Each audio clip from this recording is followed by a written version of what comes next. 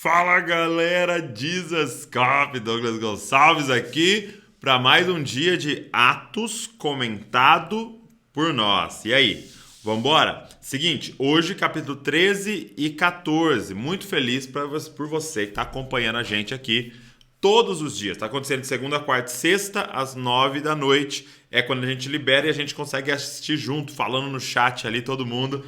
Tá sendo muito legal. Espero que você esteja sendo abençoado por todo esse conteúdo, como eu tô sendo em preparar, em deixar tudo no jeito aqui para vocês. Seguinte, deixa eu te falar uma coisa. Se você é abençoado pelo nosso conteúdo, tem uma forma de você nos ajudar a continuar fazendo algo de qualidade e tal. Nós temos a loja do Dizascope. Isso mesmo, tem material lá para deixar você mais parecido com Jesus. Tem livro, tem Bíblia, tem um monte de coisa lá. É muito legal. E eu queria te apresentar o box disso aqui que nós estamos fazendo, que é o Novo Testamento comentado por... E você vai pôr seu nome aqui. Todo cristão deveria ter uma Bíblia comentada por ele. E devagarzinho a gente está fazendo a Bíblia inteira aí. Nós já temos os Evangelhos comentados por... E agora os maiores livros do Novo Testamento. Então o que vem? Dá uma olhada, ó. Que legal. Deixa eu colocar aqui para vocês verem. Vem Atos comentado. Vem Hebreus comentado. Nós vamos fazer aqui também. 1 e 2 Coríntios comentado. Vamos fazer também. E Romanos comentado. Nós também vamos fazer aqui o comentário. Então, tem esse box maravilhoso aqui, tá? E eu queria dizer o seguinte para você que está aqui assistindo com a gente, Atos comentado, o box está com frete grátis para o Brasil inteiro. Então é só você pedir o seu que vai aí para sua casa. Muita qualidade, muito bem feito, assim, cada um dos cadernos. São 4 cadernos, mas são 5 livros, tá? 5 cartas aqui e livros para você fazer o comentário. Cara, vale muito a pena. Dá de presente pro seu filho, dá de presente pro seu esposo, pra sua esposa. É um presentaço aí e que vai fazer a pessoa crescer muito. Então o link tá na descrição, só você clicar, pedir o seu que vai com frete grátis para o Brasil inteiro. E aí, vambora? Você está preparado? Queria também te incentivar a pegar esse link, mandar para todo mundo.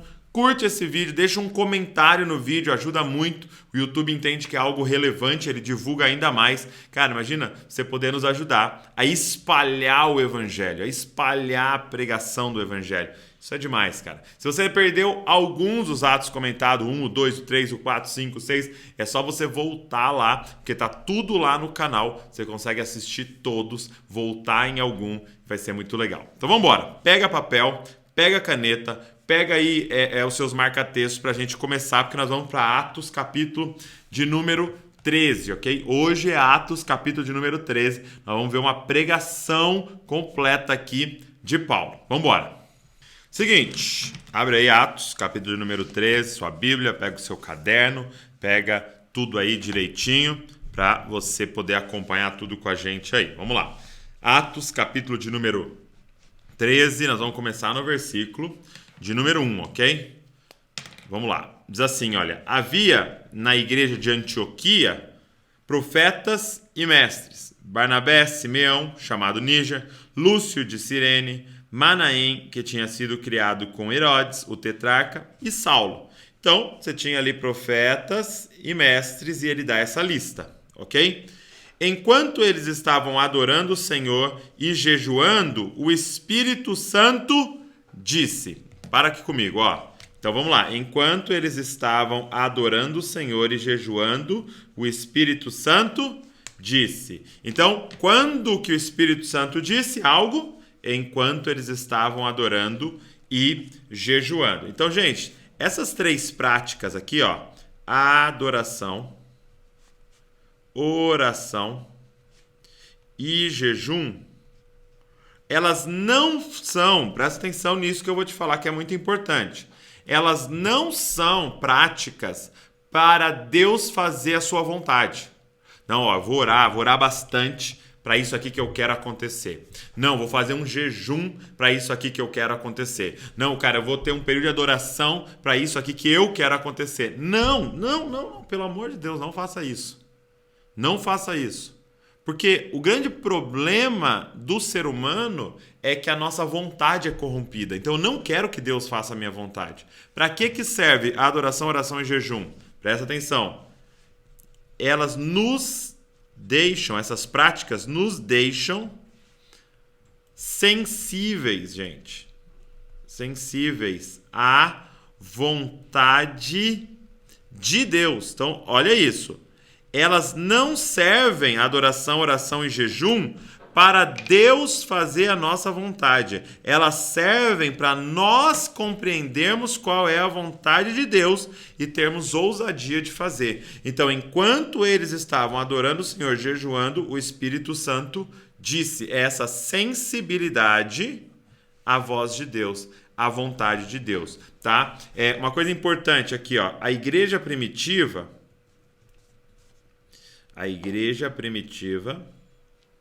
ela jejuava 2 vezes por semana, tá? Era uma prática deles, tá? Então você tem nos relatos históricos. Ela jejuava de quarta e sexta, tá? Então, uma informação importante aí. 2 vezes por semana eles jejuavam como igreja, quarta-feira e sexta-feira. E olha só então o que o Espírito Santo vai falar com eles. O Espírito diz assim: separe-me agora, Barnabé e Saulo para a obra que tenho chamado. Então, ele quer separar Barnabé e Saulo para a obra que tenho chamado. Então, jejuando e orando, impondo as mãos sobre eles, os despediram. E Barnabé e Saulo, enviados pelo Espírito Santo, foram até Seleucia e dali navegaram para Chipre. Então, o que eu quero dizer para você, que é muito importante, gente? Ministério, guarda isso, ministério começa com o envio de uma comunidade que ouve o Espírito Santo. Guarda isso, gente, isso aqui é importante. O ministério começa com o envio. Então, não sou eu que me auto-envio, não sou eu que decido, não sou eu que acordo e falo assim: cara, já sei, vou começar tal coisa, vou fazer tal coisa. Não, ministério começa com o envio, como uma flecha. Você é enviado para uma comunidade. O Espírito Santo falou: separa para mim Barnabé e Saulo, para a obra que eu tenho chamado eles. Ok?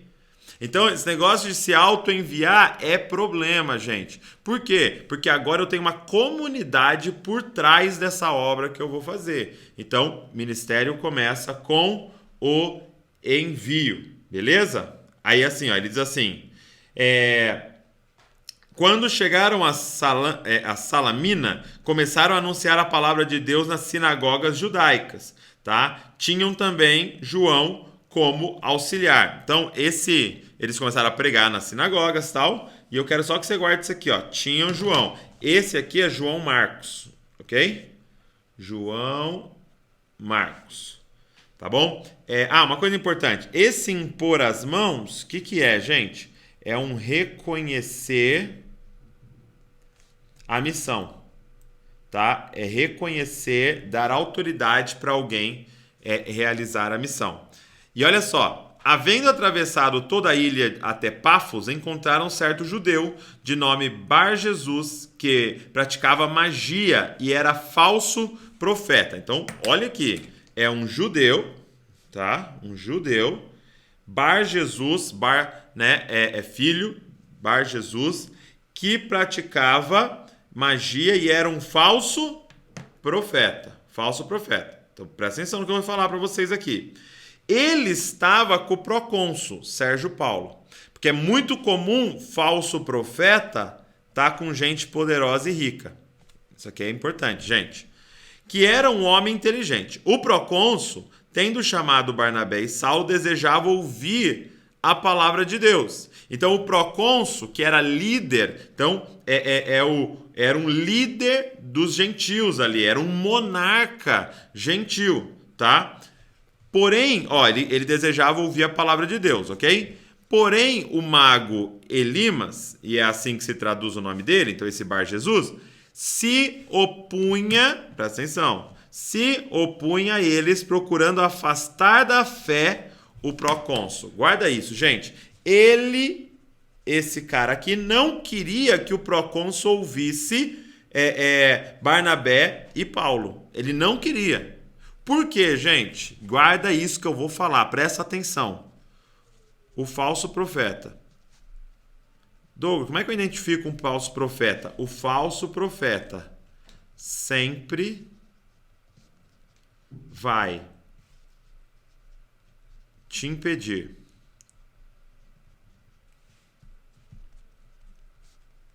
de ouvir outros líderes.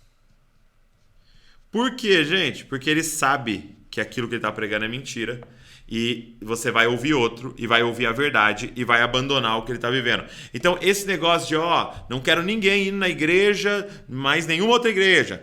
Esse negócio de, eu não quero ninguém ouvindo nenhum canal do YouTube a não ser o nosso. Eu não quero ninguém lendo outros livros a não ser os nossos livros. Ei, isso é característica de falso profeta. Guarda isso, gente. Não estou dizendo sobre, gente, não leia esse livro aqui, porque esse livro aqui tem veneno nele e tal. Eu sou muito a favor do pastor, do líder, cuidar do seu rebanho e prestar muita atenção. Agora, não leia nenhum outro a não ser os nossos, cuidado. Não veja nenhum canal do YouTube a não ser o nosso. Você não pode ir em nenhuma outra igreja a não ser na da nossa denominação. Cuidado, gente.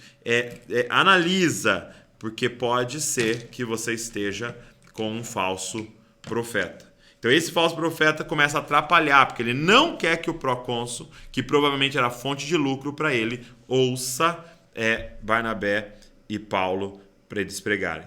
Mas Saulo, e aqui, isso que é importante, gente, olha isso aqui, versículo aqui famoso. Mas Saulo, também chamado Paulo, cheio do Espírito Santo. Então vamos fazer uma pausazinha rápida aqui. Gente, Saulo não foi transformado em Paulo, ok? Então, se você já ouviu alguma pregação falando que Saulo foi transformado em Paulo, não aconteceu isso. É uma inferência. Isso aí é colocar algo que não está escrito. Não está escrito na Bíblia que Saulo foi transformado em Paulo. Olha isso. Saulo, que também é chamado de Paulo. O que é muito comum? Quando um judeu é um cidadão romano, é dado para ele 2 nomes, ok? Um nome, então presta atenção, Saulo era o nome hebraico dele, ok? Saulo tem a ver com Saul, o rei Saul. E Paulo era o nome grego dele. Então, quando ele estava entre os judeus, como chamavam ele? Saulo. Quando ele foi pregar para os gentios, como é que ele se autodenominava? Paulo, ok? Paulo. Então, ele era Saulo entre os judeus e Paulo. Isso aqui é muito legal porque é uma grande estratégia missionária. Se existe algo para a gente aprender aqui com esse Saulo e Paulo, é isso. É o que depois ele mesmo vai falar. Me fiz para ganhar os. Quando eu estava entre os judeus, cara, eu me fiz ali de judeu, respeitando ele, e você vai ver isso na pregação dele, isso é muito louco. Mas quando eu estava entre os gentios, entre os gregos, me fiz para ganhar alguns. Então, o Saulo não virou Paulo, tá? O Saulo era o Paulo, era apenas o nome dele entre os de fala grega. Então, cheio do Espírito Santo, olhando firmemente para Elimas, disse... Então, olha a firmeza dele com esse falso profeta, gente. Ó filho do diabo, cheio de engano e de toda maldade, inimigo da justiça, por que você não deixa de perverter os retos caminhos do Senhor? Olha como ele é criterioso quando alguém está atrapalhando o outro de ser salvo. Gente, Jesus, isso aqui tem muito a ver com Jesus, né? Jesus, ele foi enfático e irado com quem?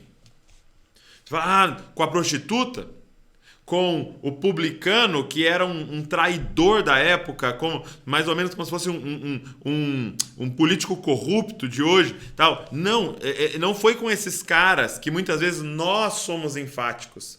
Ele foi enfático, cara, com quem estava atrapalhando os outros de serem salvos. Olha o que Paulo vai dizer: ó filho do diabo, cheio de todo engano, de toda maldade, inimigo de toda justiça, porque você não deixa de perverter os retos caminhos do Senhor.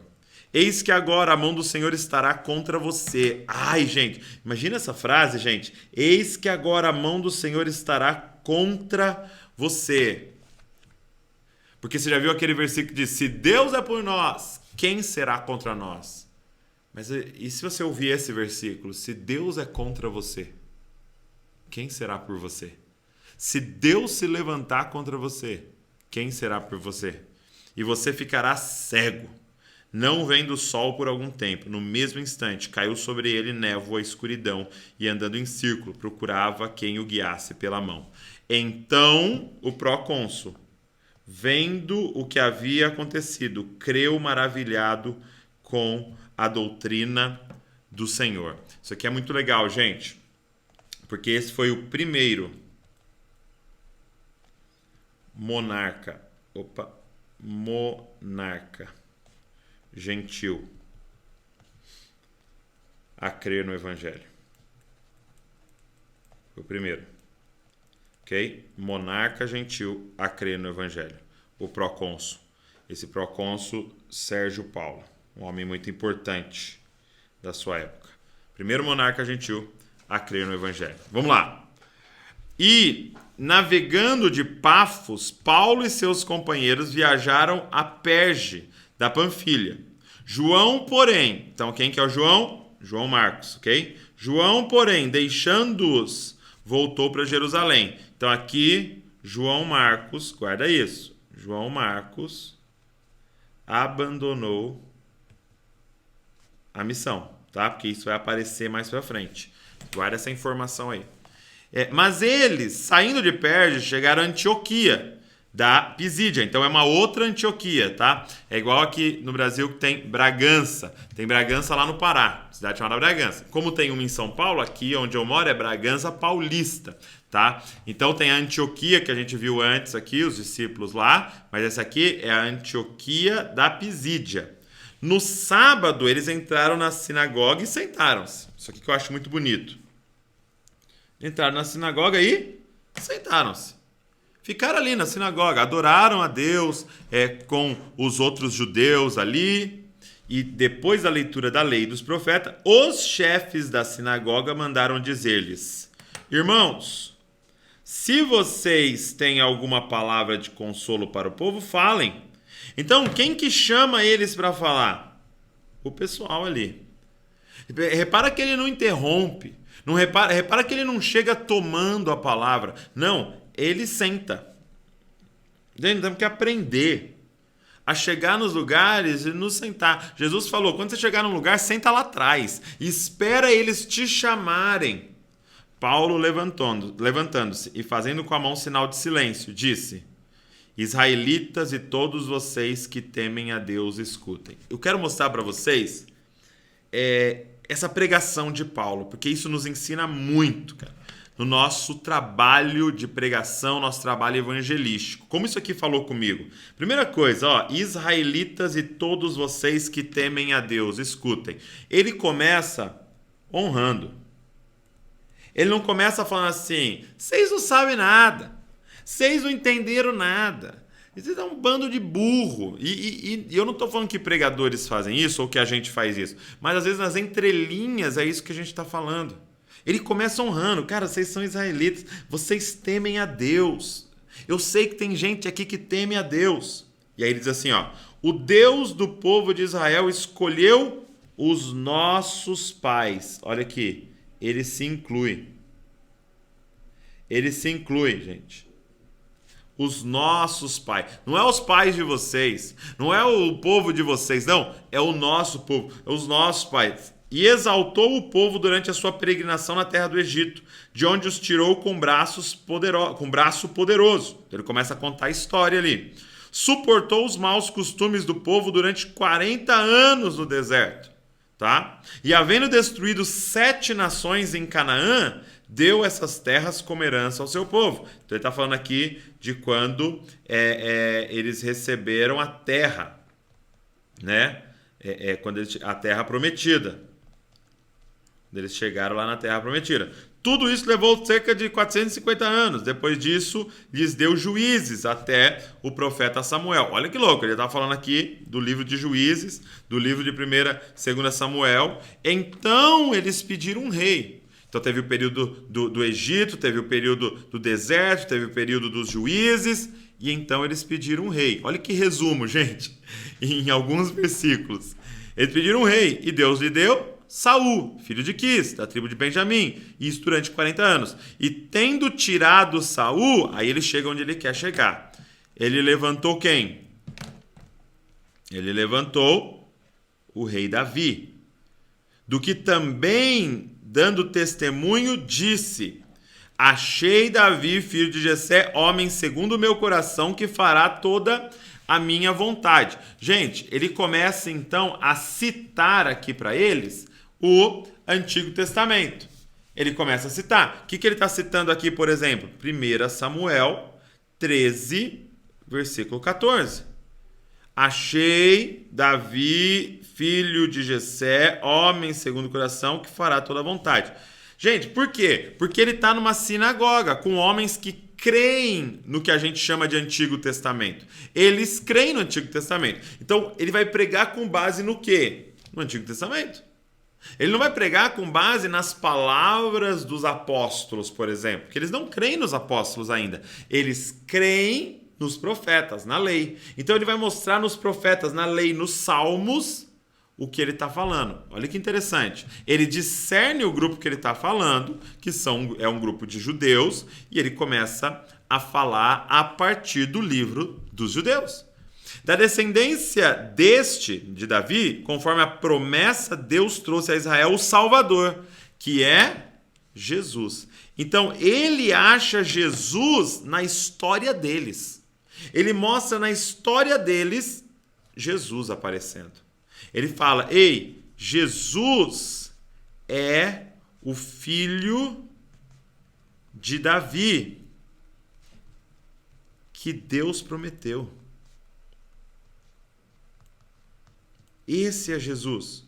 Antes da manifestação deles, João pregou um batismo de arrependimento a todo o povo de Israel. Então ele cita aqui João Batista, que todos eles conheciam.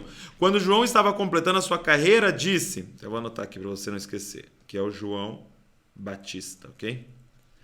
Ele disse: quem vocês pensam que sou? Não sou aquele que vocês esperam, mas depois de mim vem aquele cujos pés não sou digno de desamarrar as sandálias. E aqui ele está citando Marcos, capítulo número 1, verso de número 7. Ok? E aí ele continua, olha só. Irmãos, gente, aqui, gente, guarda essa, medita nessa palavra aqui. Irmãos. Irmãos. Gente, quando Deus quer se revelar como Pai, o que ele faz? Ele envia um irmão ou uma irmã.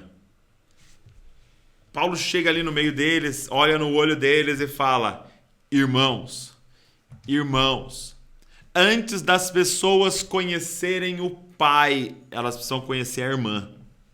Elas precisam conhecer o irmão. Porque quando elas conhecem o irmão, elas conhecem a irmã, elas vão reconhecer o Pai. Sabe qual é o problema? A gente está falando para as pessoas assim: ó, primeiro vai e acha o Pai, para depois eu te considerar irmão. Não, é na relação de irmão que ela vai conhecer quem é o Pai. Antes deles reconhecerem que Deus é Pai, Deus mandou um irmão, Jesus, para começar a olhar no olho de todo mundo e falar: Pai nosso. Ora sim, Pai nosso. Por quê? Porque você encontrou um irmão. Então, Paulo está ali entre eles e fala: irmãos, descendência de Abraão, e todos vocês que temem a Deus, de novo, honrando eles, vocês que temem a Deus, a nós foi enviada a palavra dessa salvação. Ó, ele não está falando Jesus é meu, não, é nossa, é uma promessa para nós, pois os moradores e autoridades de Jerusalém, não reconhecendo Jesus e as palavras dos profetas que são lidas todos os sábados, cumpriram as profecias quando condenaram Jesus. Então, quando eles mataram Jesus, eles cumpriram as profecias. E, embora não achassem nenhuma causa de morte, pediram a Pilatos que ele fosse morto. Depois de cumprirem tudo o que estava escrito a respeito dele, tirando-o do madeiro, colocaram no túmulo. E aí ele entra de novo onde ele quer chegar. Mas Deus o ressuscitou dentre os mortos. Quem são os discípulos, gente? Testemunhas do quê? Da ressurreição. Testemunhas da ressurreição. E durante muitos dias ele foi visto pelos que tinham acompanhado a Galileia para Jerusalém, os quais agora são testemunhas diante do povo. E nós anunciamos a vocês o evangelho da promessa feita aos nossos pais. Como Deus a cumpriu plenamente a nós, seus filhos, ressuscitando. Então, qual era a promessa, gente? Ressuscitando Jesus, como também está escrito no Salmo de número 2. Você é meu filho, hoje eu gerei vocês. Gente, qual é o argumento que ele usa para falar sobre a ressurreição de Jesus? É o livro dos homens que estão na frente dele. Esses homens estão na frente dele, essas mulheres são judeus. Então ele usa o livro deles para provar o ponto dele. Salmo 2:7, você é meu filho, hoje te gerei. Quanto ao fato de que o ressuscitaria dentre os mortos, para que jamais voltasse à corrupção, Deus o expressou dessa maneira. Olha como ele maneja bem a palavra. E cumprirei a favor de vocês as santas e fiéis promessas feitas a Davi. Sabe o que é isso? Isaías 55:3. Então é Isaías 55:3. Ele cita. Por isso também diz em outro salmo, olha aqui, não permitirás que o teu santo veja corrupção. O que é isso, gente? Salmo 16:10. Então ele está falando, Isaías falou, ele vai cumprir todas as promessas que fez a Davi. Davi falou, não permitirás que o teu santo veja corrupção. Porque tendo Davi no seu tempo servido conforme o plano de Deus, morreu, foi sepultado ao lado de seus pais e viu corrupção. Ou seja, Davi não estava falando dele quando disse isso.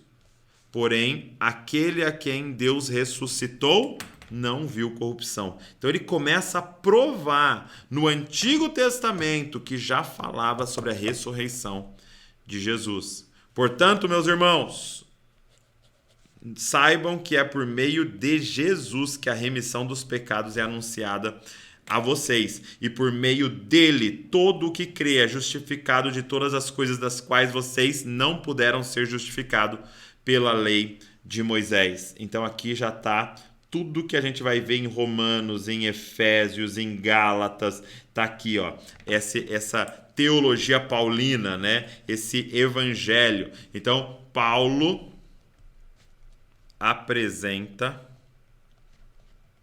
o evangelho da graça para eles. Ok? Portanto, meus irmãos, saibam que é por meio de Jesus. Qual é o único que pode salvar? Jesus, que a remissão dos pecados é anunciada a vocês.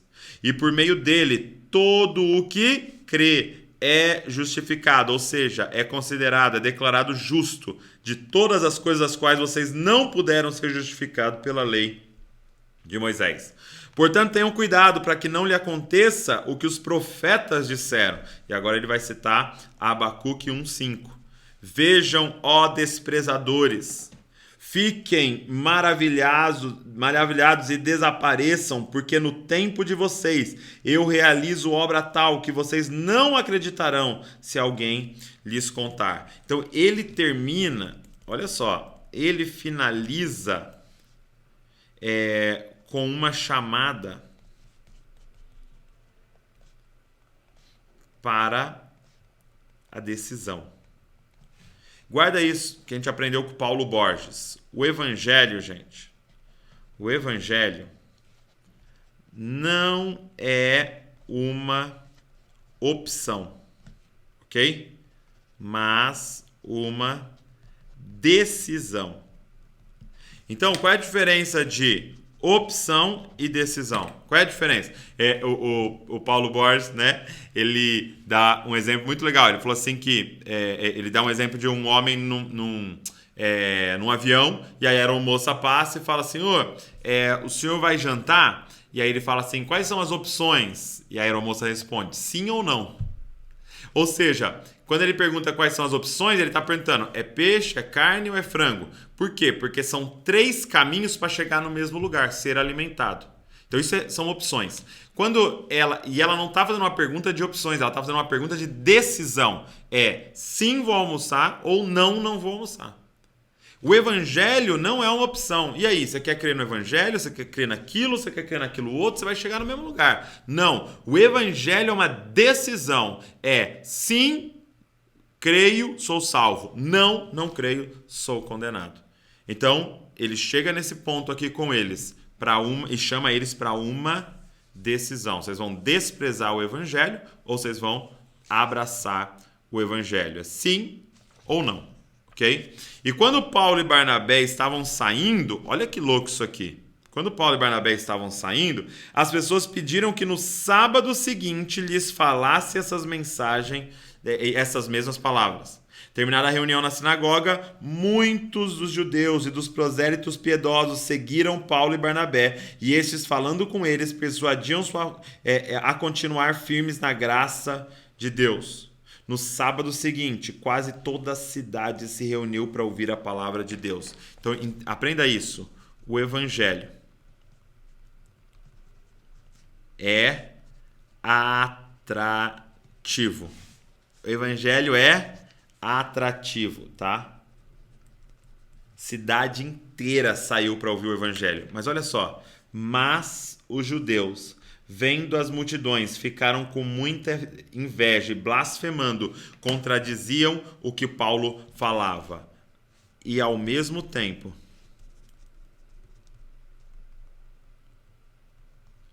ofensivo.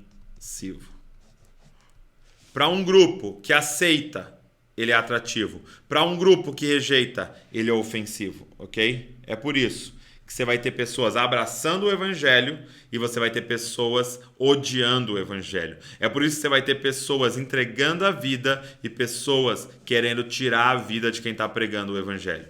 Então Paulo e Barnabé, falando ousadamente, disseram: era necessário pregar as palavras de Deus primeiro a vocês. Olha só. Primeiro a vocês, quem? Judeus. Mas como vocês a rejeitaram e se julgaram indignos da vida eterna, eis que nos voltamos para os gentios. Então aqui ele já fala sobre o ministério deles, de Paulo, de Barnabé e principalmente de Paulo. É um ministério aos gentios, ok? Eles vão para os gentios. E aí ele diz assim: porque o Senhor assim nos determinou, eu coloquei você como luz dos gentios, a fim de que você seja para a salvação até os confins da terra. Então ele mostra em Isaías 49:6 que o chamado de Israel sempre foi ser luz para os gentios. O chamado nunca foi excluir os gentios, nunca foi falar, não, esse povo sujo aí, não. O chamado deles era ser luz para os gentios. E é isso que Paulo reconhece. E os gentios, ouvindo isso, se alegraram e glorificaram a palavra do Senhor e creram todos os que haviam sido destinados para a vida eterna. E a palavra do Senhor se espalhou por toda aquela região. Olha que coisa maravilhosa. Mas os judeus instigaram as mulheres piedosas de alta posição e os principais da cidade e levantaram perseguição contra Paulo e Barnabé. O que nós temos aqui? Atrativo para os que creem, ofensivo para os que rejeitam. Você tem a palavra de Deus se espalhando, gente crendo, tal, a igreja sendo inaugurada e pessoas perseguindo. E estes, sacudindo contra eles o pó dos pés, foram para Icônio. Os discípulos, porém, estavam cheios de alegria e do Espírito Santo. Então, é assim que termina o capítulo de número 13. E aí a gente começa o capítulo de número 14. Continua essa viagem missionária de Barnabé e Paulo, ok? Então vamos lá, vamos para o capítulo 14. Então, ó, em Icônio, Paulo e Barnabé entraram juntos na sinagoga judaica e falaram de tal modo que veio a crer grande multidão, tanto de judeus como de gregos. Então, de novo, você vê que a estratégia deles era sempre ir primeiro para a sinagoga e começar a pregar ali para os judeus. Mas os judeus que não tinham crido incitaram e irritaram os ânimos dos gentios contra os irmãos. Então, guarda isso, gente, que nós estamos trabalhando o tempo inteiro aqui. O evangelho é atrativo e ofensivo, tá? Atrativo aos que creem e ofensivo aos que rejeitam, tá? Entretanto, Paulo e Barnabé ficaram bastante tempo em Icônio, falando ousadamente. Então, é ousadia porque vai ter essa perseguição. Ousadamente do Senhor, o qual confirmava a palavra de sua graça, concedendo que por mão deles se fizessem sinais e prodígios. Então, você tem aqui essa mistura, tá? De ousadia com o sobrenatural. Mas o povo da cidade se dividiu. Uns eram pelos judeus e outros pelos apóstolos. Então surgiu um movimento entre os gentios e os judeus, com o apoio de suas autoridades, para os maltratar e apedrejar. Então eles vão ser apedrejados. Quando Paulo e Barnabé souberam disso, fugiram para Listra e Derbe, cidades da Licaônia, e para as regiões vizinhas, onde anunciaram o evangelho. Então, quando eles ficaram sabendo dessa perseguição aqui, eles então fogem para a cidade ao lado. E olha só o que acontece. Em Listra costumava estar sentado certo homem aleijado. Então eles chegam lá, tem um cara aleijado, já há muitos anos, ó, certo homem aleijado, paralítico desde o seu nascimento. Então ele já nasceu paralítico. E isso é muito interessante, e que nunca tinha conseguido andar. Isso é muito interessante por quê? Porque quando a pessoa é alguém que já a vida inteira está nessa condição, todo mundo conhece ela naquela condição. Todo mundo sabe daquele problema. E agora, olha o que acontece. Esse homem ouviu Paulo falar. E aí, eu achei muito interessante isso aqui, ó. Quando Paulo fixou nele os olhos. Então, essa questão do sobrenatural tem algumas coisas. Primeiro, fixar os olhos. Como assim, Douglas? Fixar os olhos. Cara, você tem que se importar de verdade. Paulo olhou para aquele homem. Paulo viu aquele homem. Sabe, o que você tem que entender é que muitas vezes as pessoas numa condição como essa, um paralítico que ficava provavelmente à beira do caminho pedindo esmola, elas começam a se tornar invisíveis para a sociedade. Mas de repente um representante do Cristo chega ali. E aí os olhos dele é atraído pela miséria daquele homem. Os olhos dele é atraído pelo problema daquele homem. E Paulo, de repente, fixa, gente. Fixa. O que é fixar? É olhar e parar. É olhar e prestar atenção. É olhar e reparar. É olhar, cara, por um tempo. Não é o olho passou, não. Ele fixa os olhos nele. E aí, segunda coisa, é esse discernimento. Ok? É discernir a fé. Olha que interessante. E viu que ele tinha fé para ser curado. Ele discerne a fé. Ele fixa os olhos de tal maneira que ele começa a discernir aquele homem, cara. Ele para os olhos por tanto tempo que ele começa a discernir a fé daquele homem. E aí o terceiro, disse ele em alta voz, levante-se direito sobre os pés, e o homem saltou e começou. Ele agora ordena a cura. Mas, gente, olha a ousadia de Paulo. Ele não vai no pé do ouvido do cara e fala: ei, levante-se sobre os seus pés. Não. A Bíblia diz que ele grita, ele em alta voz: levante-se direito sobre os pés. E o homem saltou e começou a andar, quando as multidões viram. Então, esse aqui é o sobrenatural, ok? Quando as multidões viram o que Paulo tinha feito, gritaram em língua licaônica: os deuses em forma de homens desceram até nós. Cara, eles na hora já levam para a idolatria. A Barnabé eles chamavam de Júpiter. E a Paulo, Mercúrio, porque esse era o principal portador, o principal portador da palavra. E então, o que começa a acontecer aqui? Eles começam a idolatrar o dom. Eles começam a idolatrar o dom daqueles homens. Olha só, o sacerdote de Júpiter, cujo templo estava em frente da cidade, trazendo touros e grinalda para junto dos portões da cidade, queria oferecer um sacrifício juntamente com a multidão. Gente, guarda isso que eu vou falar para você. Quando o diabo não consegue te impedir de viver o seu dom, o diabo vai tentar destruir você. Sabe como? Por causa do seu dom. Ele vai tentar impedir você de viver seu dom.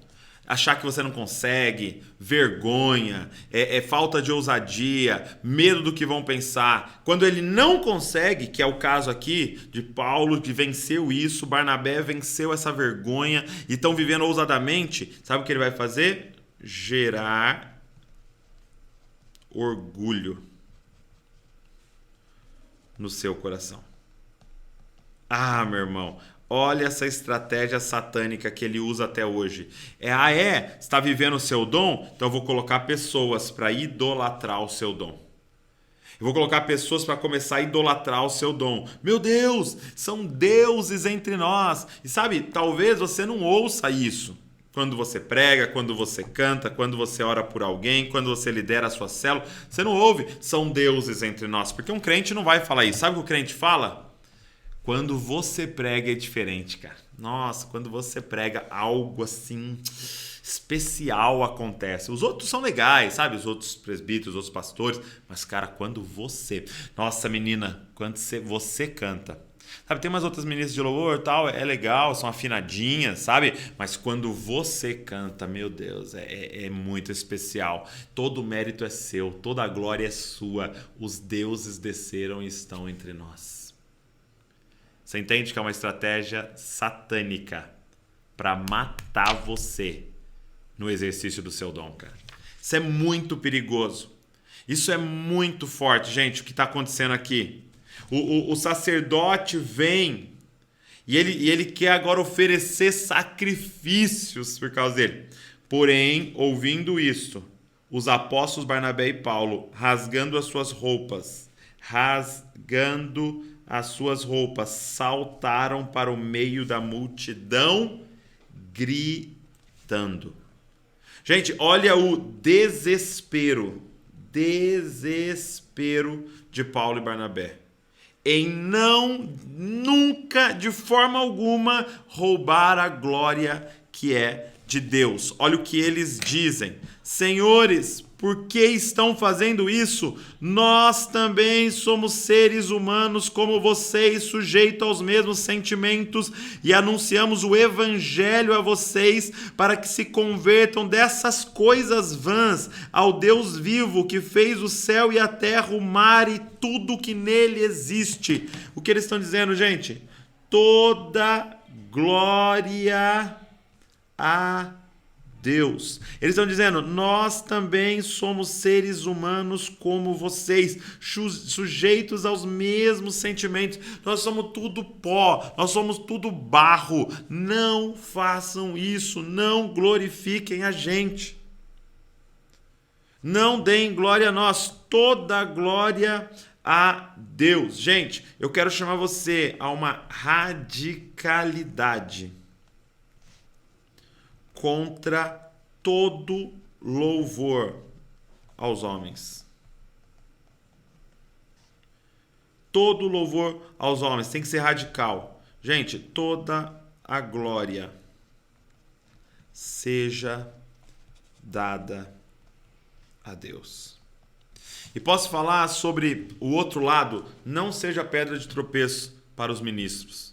Não seja pedra de tropeço para as mulheres de Deus. Falando essas coisas, chegando lá e dando a entender que eles são superiores a outros. Não faça isso. Gente, nós temos que honrar muito as pessoas. A Bíblia diz que aquele que ensina a palavra é digno de dupla honra. Fico muito feliz quando vocês deixam comentários, quando vocês mandam um DM, mas fale assim: glória a Deus pela sua vida. Como Deus te usou hoje aqui para falar comigo. Cara, que fique muito claro que toda glória é de Deus. Não se deixe ser pedra de tropeço, gerando orgulho no coração de uma pessoa. Você sabe por que a gente tem uns ídolos gospel, que é a coisa mais ridícula que existe? Sabe por quê?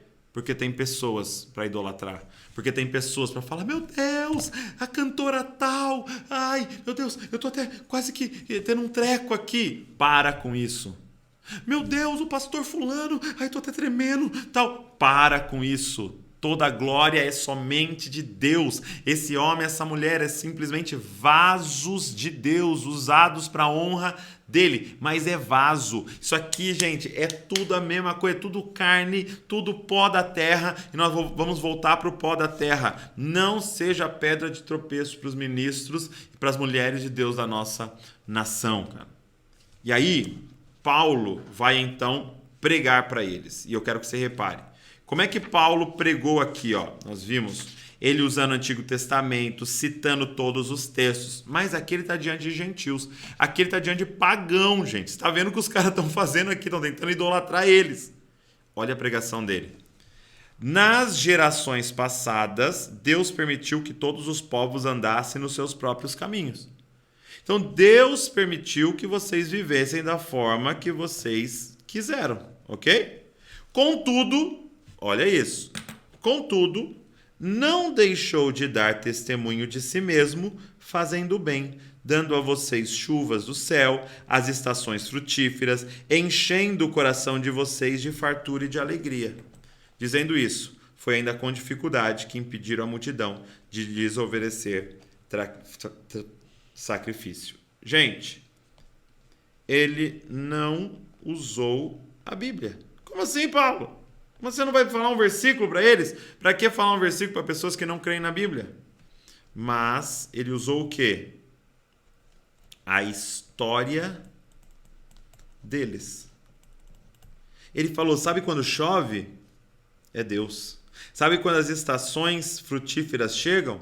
É Deus. Sabe quando você sente seu coração com fartura e alegria? É o próprio Deus. Ele usa a história deles para pregar sobre Deus, não a Bíblia, porque nesse caso eles não acreditavam na Bíblia. E aí, olha que loucura que acontece, gente, presta atenção agora. Entretanto, chegaram judeus de Antioquia e Icônio. Lembra onde eles passaram antes?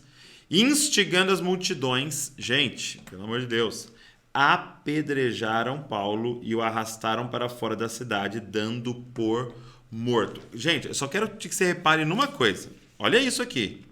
Repara nisso que eu vou mostrar para você agora. Eles estavam idolatrando Paulo. Eles queriam fazer sacrifício para Paulo. Eles estavam dizendo que Paulo era um deus. Meu Deus, os deuses em forma de homens desceram até nós. Gente, 10 versículos para frente, apedrejaram Paulo e arrastaram para ele para fora morto. Sabe qual é o problema da idolatria? É que isso aqui sempre se transforma nisso daqui. Sabe? Aquele artista gospel que você está levantando, que você está tremendo porque ele vai na sua igreja tal, é o artista gospel que você vai apedrejar no Instagram, no Twitter, no seu Facebook e ter ele como morto em breve. Por quê? Porque com essa mesma idolatria é a mesma fúria quando o outro erra, porque você ficou tratando como se ele fosse perfeito. Gente, eles idolatraram Paulo num versículo e mataram quase ele no outro. A mesma multidão, cara. A mesma multidão. Apedrejaram Paulo e levam ele morto. Presta atenção, alguns comentaristas... Eu vou até escrever aqui, ó. Alguns comentaristas acreditam que Paulo morreu aqui. E olha o que acontece. Mas quando os discípulos os rodearam, então eles levam para fora ele morto, ou, dado como morto. E os discípulos rodearam ele. Provavelmente começam a orar. O que acontece? Ele se levantou. Agora, para aqui, olha para mim. Então, apedrejado. Gente, apedrejamento é uma coisa assim absurda. É uma cena que não dá para assistir. Alguém sendo apedrejado, tá? Pedras voando na cabeça tal. E a ponto dele tá desmaiado ali. Se não morreu, que alguns comentaristas acham que morreu, tá desmaiado. Os caras arrastam ele para fora. Os caras rodeiam ele e começam a orar. Começam a clamar, começam a pedir para Deus. Paulo morto ali no chão. E de repente, Paulo levanta. Paulo levanta depois desse apedrejamento. Deus o restaura. E alguns comentaristas acreditam que Deus o ressuscita naquele momento. E eu te faço uma pergunta. O que Paulo faz na sequência? Melhorar a pergunta. O que você faria? Você entrou na cidade para pregar. Se levantou uma perseguição. Te apedrejaram. Você praticamente morreu. Os caras te levam para fora, oram. Você ressuscita, você volta, você é restaurado. Você fica de pé. E o que você faz? Olha isso aqui. Ele se levantou e entrou na cidade. Fala, não, como, Paulo? Pelo amor de Deus. Ele se levantou e entrou na cidade que tinha acabado de o apedrejar. Gente, é dessa ousadia, essa ousadia que nós temos que pedir para Deus. É essa coragem, é esse abraçar da missão que nós precisamos. No dia seguinte, foi com Barnabé para Derbe. E tendo anunciado o evangelho naquela cidade e feito muitos discípulos, Paulo e Barnabé voltaram para Listra, Icônio e Antioquia. Então, eles fazem esse caminho de volta aqui. Fortalecendo os ânimos. Então, você repara que eles iam, pregavam e voltavam. Para quê? Fortalecendo os ânimos dos discípulos, exortando-os a permanecer firmes na fé e mostrando que através de muitas tribulações nos importa entrar no reino de Deus. Olha aqui. Paulo sabia.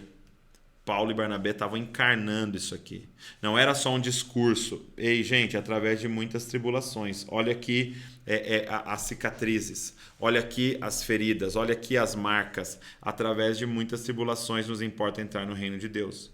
E promovendo-lhes em cada igreja a eleição de presbíteros, depois de orar com jejuns, os encomendaram ao Senhor em que haviam crido. Então, ele ia indo por cada lugar e escolhendo presbíteros, Em outras palavras, líderes para aquelas comunidades, para a igreja daquela cidade.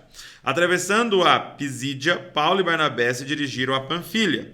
E tendo anunciado a palavra em Perge, foram para Atália. E dali navegaram para Antioquia, que tinham sido recomendados à graça de Deus para a obra que agora tinham terminado. Quando chegaram a Antioquia, reuniram a igreja e relataram tudo. Olha isso.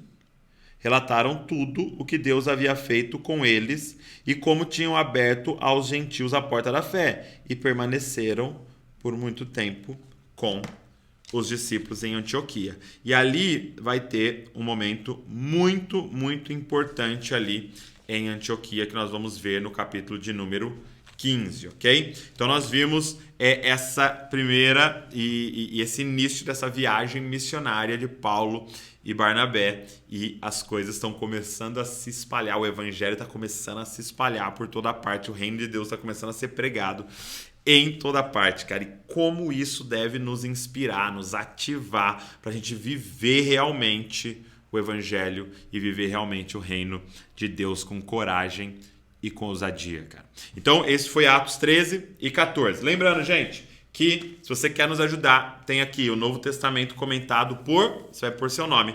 Tem Romanos, tem Hebreus, tem 1º e 2º Coríntios, tem Atos, e tá com frete grátis pro Brasil inteiro. Link tá na descrição para todo mundo que quiser, a gente envia na sua casa.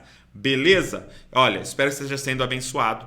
Pega esse link e manda para todo mundo. Deixa um comentário aqui do que Deus ministrou seu coração e curte o vídeo. E também se inscreve no canal. Quando você faz isso, o YouTube fala, cara, isso aqui é relevante, eu vou divulgar para mais gente e mais pessoas vão ouvir o evangelho, ok? Deus abençoe você e não se esqueça, você é uma cópia de Jesus. Valeu!